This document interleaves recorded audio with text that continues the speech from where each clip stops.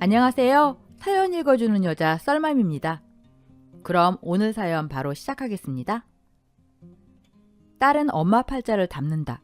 이 말 저는 중학교 때 처음 들었습니다. 그날 집에 외할머니가 오셨어요. 방문을 닫았는데도 말소리가 다 들리더군요. 내가 그 인간이랑 결혼하지 말라 했잖아. 마누라 뜯어먹고 살 팔자라고 그렇게 말렸는데. 엄마 울음소리가 뚝 끊겼다 이어졌습니다. 딸은 엄마 팔자 담는다더니 이게 뭐고 이게. 저는 입을 덮고 자는 척했습니다. 그때 처음으로 이 생각이 들었어요. 나는 저렇게 살지 말아야겠다. 아빠는 사고 이후 일을 안 나갔습니다. 몸은 나았는데 마음이 먼저 주저앉았죠. 결국 엄마가 가장이 됐습니다. 너는 절대 아빠 같은 남자 만나지 마라. 엄마는 늘 그 말만 했어요. 책임질 줄 아는 남자, 너 지켜줄 수 있는 남자. 공부하라는 말보다 그 말을 더 많이 들었습니다. 그래서였을까요? 마르고 소심한 남자들은 아예 눈에 안 들어왔습니다. 지금 남편을 처음 본 날, 실내 골프장 문이 열리는데 제가 속으로 그랬다니까요. 곰이 들어오네. 키는 180 훌쩍 넘고 덩치는 산만했어요. 저기 소모품 납품 왔는데요. 목소리도 우렁우렁. 그 순간 마음이 먼저 움직였습니다. 제가 먼저 말 걸었고 제가 먼저 데이트 신청했어요. 연애는 사계절을 다 보내고서야 엄마에게 인사시켰습니다. 엄마가 보자마자 그러더군요. 그래, 저런 남자면 됐다. 너라도 이 집구석에서 벗어나라. 엄마는 너만 잘 살면 된다. 그 말이 왜 그렇게 아프면서 고마웠는지. 결혼했고 딸이 태어났습니다. 딸이라서 아쉽다? 그런 말 한 번도 안 들었어요. 아이를 안는 순간 알겠더군요. 이건 말이 안 되게 예쁘다. 젖 먹일 때마다 눈물이 났습니다. 아파서가 아니라 엄마 생각이 나서요. 엄마도 이랬겠구나. 그때 처음 엄마 인생이 보이더군요. 다만 작은 불안 하나가 있었습니다. 남편이 술만 마시면 연락이 안 됐어요. 왜 전화 안 받아? 집에 오기 전까지 한 통도 없어. 그럼 늘 같은 말. 미안, 정신이 없어서. 연애 때부터였지만 아이 낳고 나선 저도 지쳐서 넘겼습니다. 뭐 큰 문제는 아니겠지. 그날도 딸 재우다가 저도 같이 잠들었고 그때는 몰랐죠. 그날 밤이 모든 걸 뒤집을 줄은. 그날 밤이었습니다. 자정이 훌쩍 넘었을 때 전화가 울렸어요. 땡땡병원 응급실입니다. 남편분이 크게 다치셔서 119로 이송됐습니다. 그 말 한마디에 다리가 풀렸어요. 엄마, 선아 좀 봐줘. 응급실이래. 아이 맡기고 미친 듯이 뛰었습니다. 침대에 누운 남편 얼굴 알아볼 수가 없더군요. 팔도 다리도 피투성이. 그 순간 들었어요. 아, 내 인생 여기까지구나. 그날 엄마가 묻는데 대답이 안 나왔습니다. 김서방은 좀 어떠니? 경찰은 뭐래? 고등학생이래요. 술 취한 상태에서 강목으로. 엄마가 입을 틀어막았습니다. 아이고, 세상에. 범인은 끝내 못 잡았어요. 남편은 3달 넘게 병원에 있었고 의사가 말했죠. 척추 손상입니다. 한쪽 다리는 회복 어렵습니다. 시력도 위험합니다. 풍채 좋던 사람이 순식간에 중증 장애인이 됐습니다. 회사에서는 딱 한마디. 퇴근 후 사고라 산재는 어렵습니다. 그리고 권고사직. 남편이 말하더군요. 내가 다시 알아볼게. 장애인 채용하는데. 하지만 전화는 오지 않았습니다. 여보, 내가 더 벌게. 집에서 할 수 있는 거라도 찾자. 남편이 고개를 끄덕였어요. 같이 버텨보자. 그날 저는 다짐했습니다. 엄마처럼 살지 않겠다. 엄마가 또 말했어요. 시어머니는 뭐 하시니? 아들 저렇게 됐는데. 원래 관심 없으셨어요. 장사 바쁘다고. 그때 남편이 말했죠. 엄마가 가게로 오라셨어. 시어머니 족발집, 테이블 7개, 작고 오래된 가게. 시어머니가 손녀를 보더니 말했습니다. 얘 이름이 뭐더라? 섬이? 선아? 그리고 남편을 보며 에휴, 저렇게 돼서 평생 절뚝거리면 애미가 가장해야겠네. 남편 표정은 무덤덤했습니다. 익숙한 얼굴이었어요. 지금 직장이 실내 골프장이라며? 월급은 얼마 나오니? 5년 차라 이번 달엔 인상 얘기하려고요. 그때 시어머니가 말했어요. 그만두고 우리 가게로 와. 네? 2년만 배워. 내가 가게 넘길게. 순간 귀를 의심했습니다. 가게 하나 있으면 평생 먹고 살지 않겠니? 속으로 생각했죠. 혹시 도와주시려는 건가? 하지만 말은 이어졌습니다. 형은 사업 잘 되잖아. 돼지 냄새 맡게 할 수 있나? 너희가 형네만큼만 나한테 잘해봐. 제가 조심스럽게 말했어요. 어머니, 그건 좀 생각해 볼게요. 그 순간 아유, 말에 가시가 있네. 네가 지금 고생 가릴 처지야? 남편이 말렸습니다. 엄마, 갑자기 말해서 당황한 거지. 알았어. 나중에 딴소리 마. 집에 돌아오는 길 그 족발 냄새가 머리에서 안 빠지더군요. 직장도 있는데 왜 꼭 저기여야 하지? 그날 결심했습니다. 무슨 일이 있어도 올해는 월급 올린다. 그리고 그 결심이 또 다른 일을 불러올 줄은 그땐 몰랐습니다. 사장님, 저 말씀 좀 드리려고요. 그래. 벌써 5년이지? 세월 빠르다. 월급 이번엔 좀 올려주세요. 이제 제가 가장이라서요. 아유, 내가 생각은 하고 있었지. 근데 말이야. 사장의 의자를 끌어당겼습니다. 가까이 와서 얘기하자. 그 다음 말이 칼처럼 꽂혔어요. 남편이 한쪽 다리 못 쓰면은 밤일은 어쩌나? 아직 한창일 텐데. 저는 숨이 멎었습니다. 내가 월급도 올려주고 욕구도 좀 풀어줄까? 그 순간 유리병이 손에 잡혔고 쾅 던지고 나왔습니다. 그날 남편 사고 났을 때도 울지 않았던 제가 길 한복판에서 주저앉아 울었습니다. 갈 때는 엄마뿐이었어요. 얘, 무슨 일이야? 네가 울 일은 아닌데.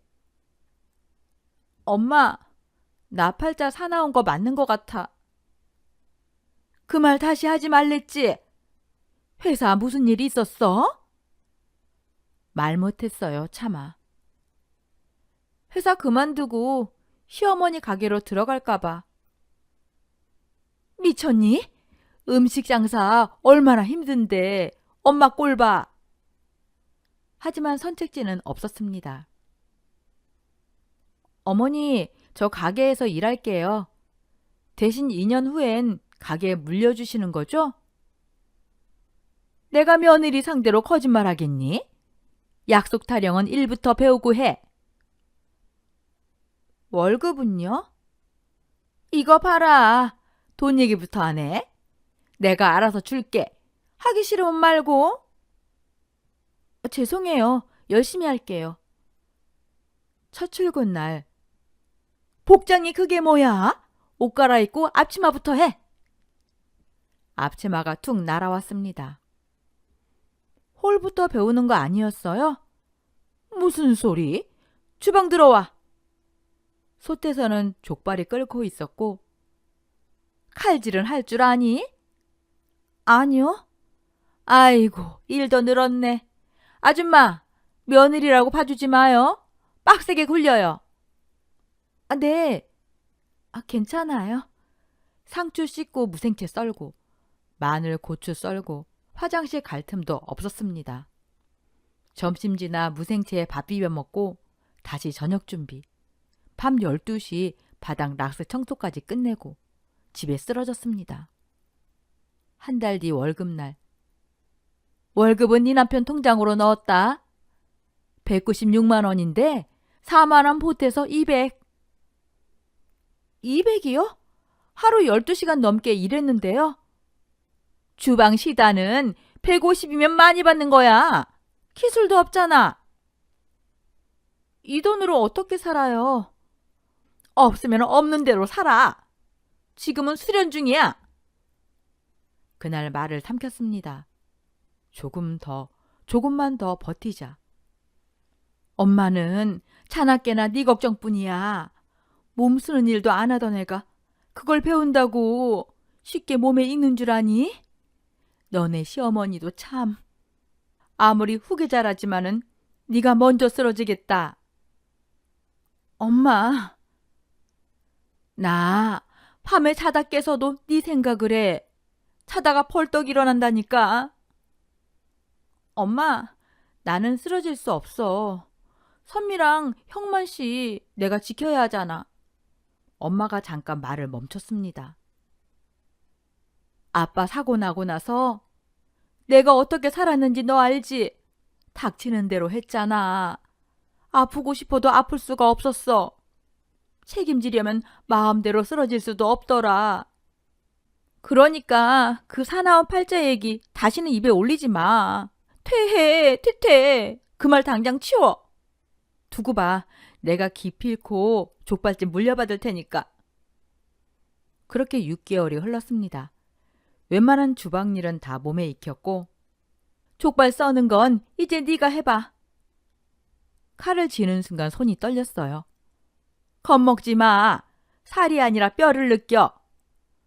그날부터 제 손목은 제 것이 아니었습니다. 엄마 말이 맞았어요. 음식 장사는 몸이 삭는 일이었습니다. 하루 종일 서 있다 보니 무릎이 먼저 나갔고 오른쪽 어깨는 돌덩이처럼 굳어갔습니다. 파스 또 붙였어? 파스로 도배한 채 일을 했어요. 손은요, 물기 마를 날이 없어서 쩍쩍 갈라졌고 물만 닿아도 살이 찢어지는 것 같았습니다. 핸드크림이요? 음식 만지는데 그걸 왜 발라? 퇴근하고 집에 가면 바세린을 듬뿍 바르고 일회용 장갑 끼고 잠들었어요. 문제는 냄새였습니다. 원래 족발도 못 먹던 사람인데 머리카락부터 속옷까지 족발 냄새가 배는 겁니다. 샤워를 해도 머리를 감아도 안 없어졌어요. 출퇴근길에 사람들이 슬쩍 코를 막는 게 보이더군요. 패브릭을 뿌려봤는데 족발 플러스 향수, 지옥, 결국 포기했습니다. 그래, 그냥 내가 족이구나. 포기하니 마음은 편해졌습니다. 힘든 건 몸만이 아니었어요. 술 취한 손님들. 아가씨, 야, 이리 와봐. 반말은 기본이고 툭쓱. 손님 그러시면 안 됩니다. 아이고, 손 좀 닿았다고 예민하네. 그걸 보고도 시어머니는 말 안 하셨습니다. 그제야 알겠더군요. 아, 이 사람도 이런 세월을 버텼구나. 그래서 더 혹독한 건가? 그 생각 하나로 또 6개월을 버텼습니다. 그리고 1년. 나는 네가 일주일도 못 버티고 나갈 줄 알았어. 젊은 사람이 대단하네. 근데 사장님도 참 징하고 독하지? 1년이 지났는데도 월급을 안 올려줘. 홀 알바도 정리해서 마감 청소까지 네가 다 하잖아.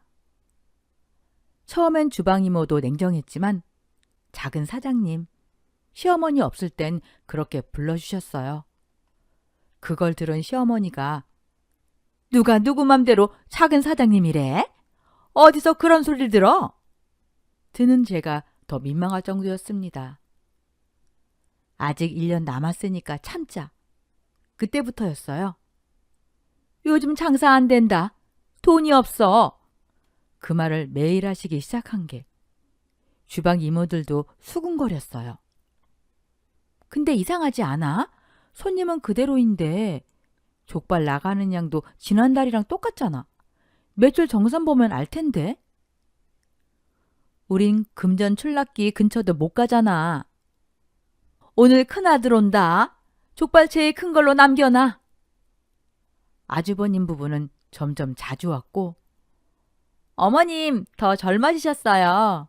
족발 콜라겐 덕분이죠? 눈가 주름은 이걸로 안 돼요. 아이크림 사왔어요. 아이고 너는 말도 예쁘게 한다. 그리고 제 쪽을 힐끗 보며 누구는 맨날 월급 올려달라 징징대고 누구는 이렇게 예쁜 짓만 하네. 단체 손님이 몰린 날이었어요. 어머니 지금 나가시면 안 돼요. 저 혼자 어떻게 다 받아요? 애가 정신이 이래서 무슨 가게를 하겠니? 손님 많을 때 요령도 배우는 거야. 엄살 부리지 마. 그날 시어머니는 아주버님 부부랑 저녁 먹으러 나갔고 저는 그날도 마감 청소까지 혼자 했습니다.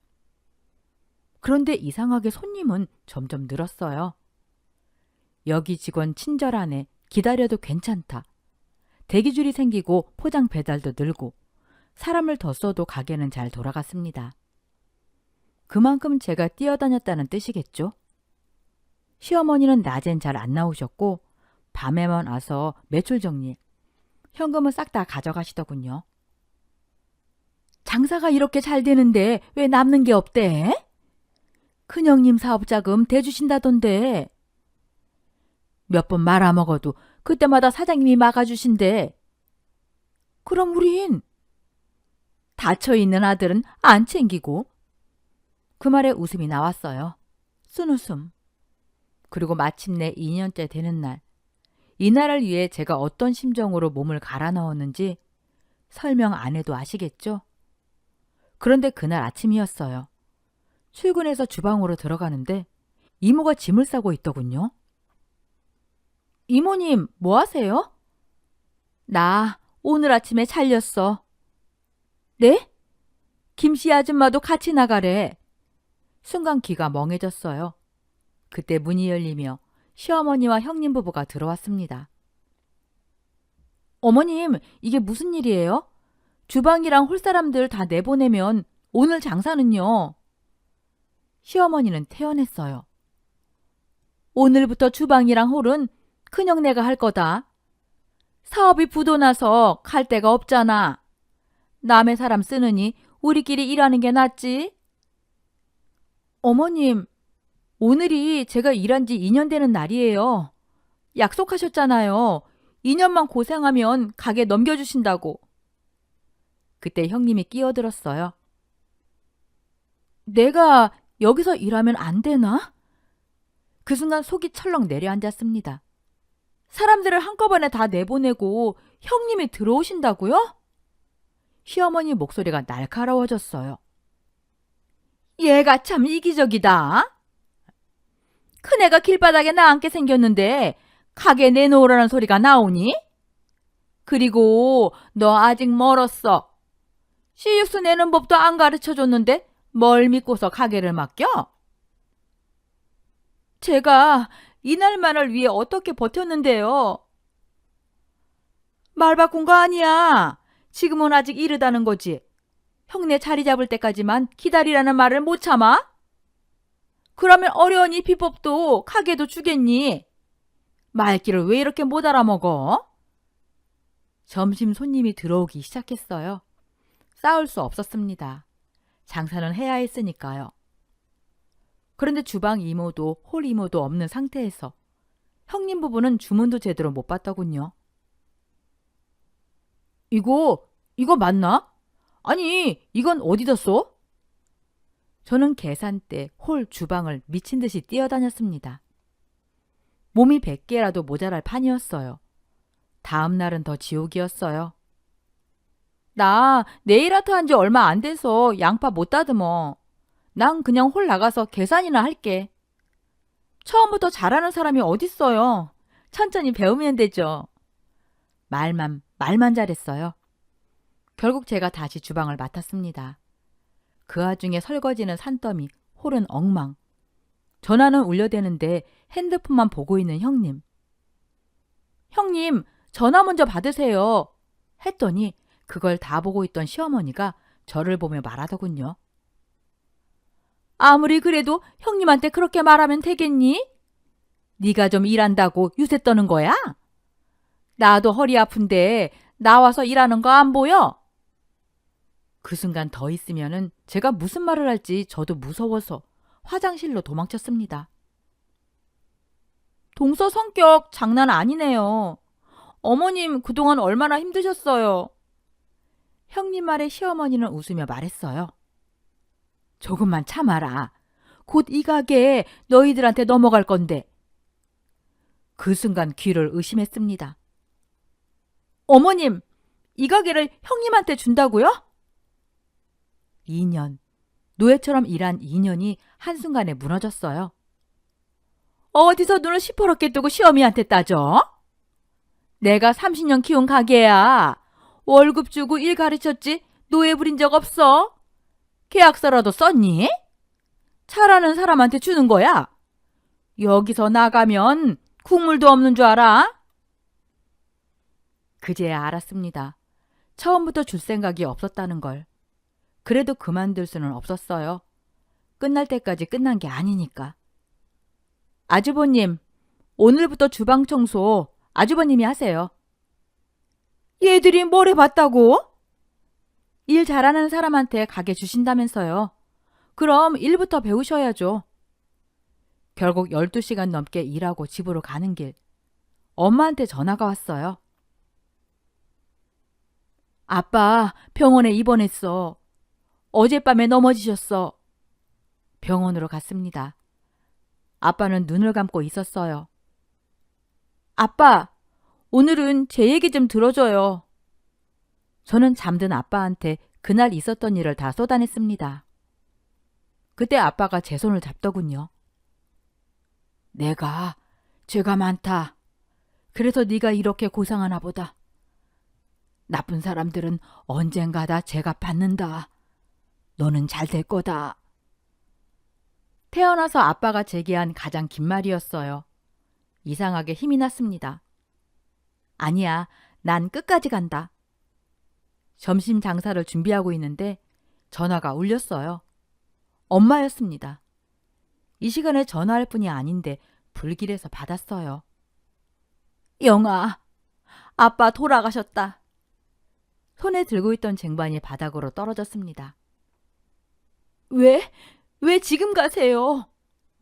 이제야 아빠랑 얘기를 시작했는데요. 눈물이 멈추질 않았습니다. 형님과 시어머니에게 말했어요.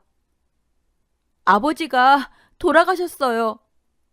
앞치마를 벗고 나가려는데 시어머니가 제 팔을 붙잡더군요. 이미 돌아가신 걸 어쩌겠니? 네가 몇 시간 늦게 간다고 큰일 안 나. 오늘 배추 절여놨잖아. 김장부터 하고 가. 부모 장례 앞둔 며느리한테 김장부터 하라는 말. 아, 이건 아니더군요. 아무 말도 안 했어요. 그냥 장례식장으로 갔습니다. 장례식장은 쓸쓸했어요. 오랜 병치대 끝이라 찾는 사람도 없었죠. 엄마, 나, 남편, 셋이서 3일장. 울지 않던 엄마가 화장로로 들어가는 관을 보더니 그제야 무너졌어요. 참아온 평생의 울음이 한꺼번에 쏟아지듯 엄마는 그 자리에서 쓰러졌습니다. 오늘은 가게 못 가요. 엄마랑 있어야 해요. 전화기 너머 시어머니 목소리가 날아왔어요. 3일장 끝났으면 바로 와야지. 김장해야 할 거 아니야. 이렇게 관심도 없으면서 무슨 가게를 물려받겠다는 거야? 머리끝까지 화가 치밀었습니다. 엄마를 눕혀놓고 가게로 갔어요. 역시나 배추는 산처럼 쌓여있고 아무도 손 안 대고 있더군요. 3일 동안 배추만 절여놓은 거예요? 형님이랑 아주버님은 손이 없어요? 내가 김치 담는 기계예요? 시어머니가 소리쳤어요. 해도 너무한 건 너지. 어차피 장례식장에 올 사람도 없다며. 책임감도 없는 게 무슨 가게를 하겠다고? 그 순간 뭔가 안에서 끊어졌어요. 음식은 사람이 만들어야 보약이 되는 거예요. 당신 같은 인간이 만드는 건 독이에요. 내가 장담하는데 한 달도 안 돼 망해. 앞치마를 시어머니 앞에 던졌습니다. 나 그만둬요. 그때 배추가 제 얼굴로 날아왔어요. 이 미친년이? 눈앞이 하얘졌습니다. 저도 멈추지 않았어요. 김치 양념통 형님 얼굴로 던졌고 삶아둔 족발 형님 면상에 내리 꽂았어요. 그리고 씨 육수통 천천히 들어 바닥에 쾅! 안 돼! 그것만은 안 돼! 시어머니 비명을 뒤로하고 가게를 나왔습니다. 집에 들어가니 남편이 절뚝이며 나왔어요. 이 시간에 웬일이야? 얼굴이 왜 그래? 그 앞에서 저는 주저앉아 울었습니다. 남편이 안아주며 말했어요. 내가 못나서 그래. 다 내 탓이야. 모든 얘기를 다 했어요. 남편 얼굴이 처음 보는 얼굴로 변하더군요. 지팡이를 챙겨 문을 나섰어요. 어디가? 대답도 없이 족발집으로 유리문을 어깨로 밀치고 들어갔어요. 어머니가 소리쳤죠. 이게 뭐야? 남편이 말했습니다. 왜 이 사람한테 그랬어요? 일 좀 시켰다고 유세냐? 그 순간 김치통이 바닥에 떨어졌어요. 남편이 던진 거였어요. 사람 구실도 못하는 놈이? 사람 구실? 그럼 엄마는 했어요. 다리 없어서 장인 장례식도 안 온 거야? 지팡이가 형 목덜미로 내려갔습니다. 형은 비명을 지르며 쓰러졌고 형수는 뱀처럼 구석으로 기어갔어요. 남편이 말했어요. 약속을 했으면 지켜요. 처음부터 줄 생각 없었잖아. 우리 마누라 부려먹다 형 줄 생각이었잖아. 시어머니가 말했죠. 알면서 뭘 물어? 그 순간이었어요. 남편이 제 눈을 가만히 보더니 아무 말 없이 한 5초쯤 그대로 서 있더군요. 미안함인지 결심인지 구분도 안 가는 얼굴로요. 그리고 이를 악물고 말했어요. 다리 병신된 아들 약점 잡아서 며느리 부려먹는 게 그게 가족이야? 가게 안이 순간 조용해졌습니다. 오늘부로 나 당신들 가족 아니다. 시어머니가 헛웃음을 치려는 순간 남편이 딱 잘라 말했어요. 그리고 이 사람도 이제 당신 며느리 아니야. 헛짓거리 할 생각 마요. 내 눈에 띄면 나랑 똑같이 만들어줄 테니까. 남편이 제 손을 꽉 잡았습니다. 가자, 여보. 가게 문을 나서는데 남편 한 손엔 지팡이, 다른 한 손엔 제 손이 쥐어져 있었어요. 말 한마디 없이 집으로 돌아오던 길, 제가 조심스럽게 물었죠. 당신 정말 괜찮겠어? 이렇게 가족들이랑 영영 끊어도? 남편이 바로 말하더군요. 내 가족 처음부터 그 사람들이 아니었어. 그걸 나만 모르고 40년 가까이 산 거지. 잠깐 숨을 고르고 천천히 말했어요. 나 이제 억울하게 안 살아. 당신도 억울하게 안 만들 거고 내가 두고두고 다 보상할게. 그 말이 괜히 더 울컥하더군요. 그날 이후 남편이 달라졌어요. 말없이 움직이기 시작했습니다.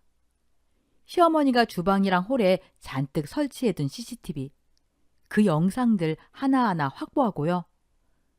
주방 이모한테 전화를 걸더군요. 이모, 증언 좀 해주실 수 있어요? 이모는 망설임도 없이 말했죠. 그럼요. 내가 다 봤잖아. 남편은 그 증거로 고용노동부에 신고했습니다. 주말도 없이 휴일도 없이 하루 15시간 넘게 제가 일해온 거 전부 인정됐어요. 임금체불 퇴직금 내놓으라는 압박이 들어갔죠. 그래도 돈을 안 주더군요. 그래서 고소했습니다. 결국 통장 차압까지. 통장이 막히니까 연락이 오더군요. 시어머니가? 아니요, 형님이었어요. 가족끼리 노동부 신고가 말이 돼? 동서 지금 큰 실수하는 거야. 동서 때문에 멀쩡한 모자 사이, 형제 사이 다 갈라졌잖아. 어머님이 그 돈 주고 나면 우리는 어쩌라고. 1,000만 원이 지금 얼마나 아쉬운데. 나 좀 봐서 고소 취하하고 차 풀어줘. 제가 조용히 말했어요. 형님, 그날 거기 있었으면 제 손에 반 죽었을 거예요. 이런 전화 받으려고 핸드폰 요금 내는 거 아니니까 다시는 연락하지 마세요. 뒤에서 뭐라 소리치던데요. 이미 끊었습니다. 어차피 다신 볼 사람도 아니니까요. 그런데 어느 날 남편이 통장 하나를 내밀더군요. 이게 뭐야? 설마 아니지? 남편이 머쓱하게 웃으며 말했어요. 당신 고생하는데 나 혼자 놀 수 없잖아. 통장엔 50만 원, 100만 원, 많을 땐 150만 원, 잔고가 2천만 원이 넘더군요. 집에서 일러스트 배워서 프리랜서로 일했대요. 한 번도 그림 만져본 적 없던 사람이요. 돈 벌겠다고 일부터 배운 거였어요. 그걸 보는데 말이 안 나오더군요. 그동안 시어머니가 주는 200만 원으로 셋이 겨우 살았거든요. 모아둔 돈 없었죠. 막막하던 그때 남편이 말했어요. 많은 돈은 아니야. 그래도 이걸로 장사 한번 해보자. 당신이 족발 삶으면 난 카운터 볼게. 이번엔 우리 거 제대로 해보자. 저 고개 끄덕였습니다. 남편은 부동산 몇 군데에 전화를 돌리더니 어느 날 같이 가보자더군요. 상가를 보고 조금 의아했어요. 그런데 남편이 딱 잘라 말했습니다. 나 믿어. 그래서 믿었습니다. 대출 3천만 원, 남편 돈까지 보태서 가게를 열었어요. 주방 이모도 같이 일하게 됐고요. 그날 문을 열면서 생각했어요. 이제야 내 인생이 시작되는구나. 가게 문 연 지 며칠 안 됐을 때였습니다. 문이 벌컥 열리더니 시어머니가 얼굴을 하얗게 뒤집고 들어왔습니다. 이게 어디서 배워먹은 짓이야? 가게 안이 순식간에 얼어붙었죠. 내 가게에서 일하더니 내 가게 건너편에 족발집을 차려? 이게 보아하니 도둑고양이네. 남의 영업비밀 훔쳐서 동업 오픈한 거지? 제가 차분히 말했어요. 어머님, 언제 영업비밀 알려주셨어요? 가게 줄 생각 없다고 육수 비법 끝까지 안 알려주셨잖아요. 그 말에 남편이 누가 어머니야? 잡상인 상대하지 말고 얼른 주방 들어가. 남편이 한 발 앞으로 나섰습니다. 그러자 시어머니가 남편을 쏘아보며 외쳤죠. 잡상인? 하지만 남편도 지지 않았습니다. 당장 여기서 나가시죠. 그때 시어머니 눈에 주방 이모가 들어왔어요. 저기 누구야? 주방 아줌마 아니야? 얼굴이 새파래지더니 바로 태세 전환. 왜 여기서 일해요? 월급 얼마 받아요? 내가 그 월급 맞춰줄 테니까 우리 가게로 와요. 주방 이모가 딱 잘라 말했어요. 됐어요. 그 가게에서 그렇게 일해도 월급 한 번 오른 적 없어요. 사람 대접도 못 받았고요. 돈 더 준다 해도 다시는 안 가요. 시어머니 입이 딱 막히더니 이를 갈며 말했죠. 이 가게 얼마나 가나 두고 보자. 비법 하나 없이 버텨봤자 6개월이야. 그러더니 쓰레기통을 발로 걷어찼어요. 손님들이 웅성거리기 시작했죠. 남편이 소리쳤습니다. 왜 남의 가게에서 행패해요? 이럴 시간 있으면 족발 하나라도 더 팔아서 임금체불이나 해결하시죠. 나가세요, 지금 당장. 시어머니는 끌려 나갔다가도 다시 들어와 난리를 치고 결국 경찰까지 왔습니다. 그 뒤로 형님 아주버님까지 번갈아 와서 몇 번이나 경찰이 출동했죠. 그런데 진짜 문제는 그 다음이었어요. 가게는 잘 됐거든요.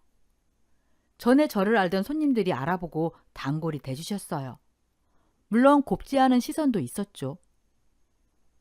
아무리 그래도 시어머니 가게 건너편은 좀 심한 거 아니에요? 그럴 때마다 남편이 나섰습니다. 그동안 있었던 일 다 말했죠. 그러면 손님들이 고개를 끄덕이더군요. 그런 일이 있었어요? 덕분에 이미지는 차곡차곡 쌓였습니다. 그런데 시어머니가 가만히 있을 뿐이 아니었죠. 소문을 흘리기 시작했어요. 우리가 상도덕도 모르는 파렴치한이라고. 영업비밀 훔쳐서 가게 차렸다고요. 우린 전혀 몰랐어요. 그러다 어느 날 단골 손님이 귀뜸해 주더군요. 그날부터 남편이 움직였습니다. 음료수 하나씩 서비스로 내놓고 조용히 우리 사정을 말했죠. 사고 이야기, 장애 이야기, 그동안의 억울함. 그 얘기 끝나면 손님들이 먼저 말했어요. 힘들게 사셨네요. 응원할게요. 결국 그 소문은 부메랑이 됐어요. 사람들 입에서 이렇게 바뀌더군요. 계모보다 못한 엄마, 못된 시어머니. 그 소문에 기름을 부은 게 형님이랑 아주버님이었습니다. 불친절하기가 이를 데가 없다더군요. 김치 좀 더 주세요 하면 접시를 펑 내려놓고 손님을 아랫사람 부리듯 하고 한 번 간 사람은 다신 안 간다더군요. 시어머니는 발만 동동 구르고 형님은 짜증만 냈다죠. 그때 알았습니다. 입소문이 얼마나 무서운지. 결국 시어머니 가게 직원들이 하나 둘씩 나갔대요. 그러더니 족발 맛이 변했다. 소문이 돌기 시작했고 사람들이 발길을 끊었답니다. 그 손님들요? 전부 우리 가게로 왔어요. 여기가 더 맛있네. 여긴 사람 손맛이 있어. 칭찬이 쏟아지던 어느 날 앞집 가게가 문을 닫았습니다. 그리고 며칠 뒤 유리문에 임대 문의 종이가 붙었죠. 걱정은 안 됐지만 솔직히 궁금하긴 했어요. 남편에게 물었더니 남편도 모른다더군요. 그러다 부동산 사장님이 뜻밖의 얘기를 해주셨어요. 앞집 가게 팔렸어요. 권리금 3천만 원 받고요. 그런데 진짜 이야기는 그 다음이었습니다. 그 권리금 아주버님이 들고 튀었대요. 그리고 시어머니가 뇌졸중으로 쓰러져 입원했다는 소식. 부동산 사장님이 우리 사정 아시고 일부러 알려주신 것 같았어요. 저는 남편에게 조심스럽게 물었습니다. 그래도 병원엔 가봐야 하지 않을까? 남편은 잠깐도 망설이지 않더군요. 내가 왜? 아들도 아닌데 아들 취급도 못 받았어. 엄마 아들은 형이잖아. 이젠 우리랑은 상관없는 사람들이야. 그 말이 너무 단호해서 저도 아무 말 못했습니다. 그 후로 우리는 가게에만 집중했어요. 부자는 아니지만 먹고 살고 저축하고 노후 준비까지는 할 수 있게 됐죠. 그러던 어느 날 제 통장으로 2천만 원이 넘는 돈이 들어왔습니다. 알림 보고 심장이 덜컥 내려앉았어요. 보낸 사람을 보니 시어머니. 퇴직금과 그동안 밀린 임금 전부 정산한 돈이었어요. 남편은 아무 말 없이 제 어깨를 툭 두드리고는 주방으로 들어가 청소를 하더군요. 저는 남편을 뒤에서 꼭 안았습니다.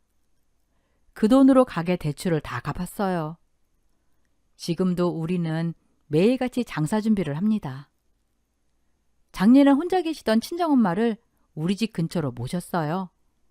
엄마는 아이도 봐주시고 남편도 자식처럼 챙기세요. 퇴근하면 말없이 영양제부터 내미는 걸 보면 그 마음이 다 느껴집니다. 이제는 건강하게 서로 챙기며 조용히 잘 살고 있습니다. 그걸로 충분합니다. 긴 사연 끝까지 들어주셔서 고맙습니다. 오늘 썰맘 사연글에 여러분의 소중한 댓글 부탁드립니다. 그리고 어디서 사연 듣고 계시는지, 연령대는 또 어떻게 되시는지 안부도 부탁드립니다. 그럼 오늘 사연도 함께 읽어주셔서 감사합니다.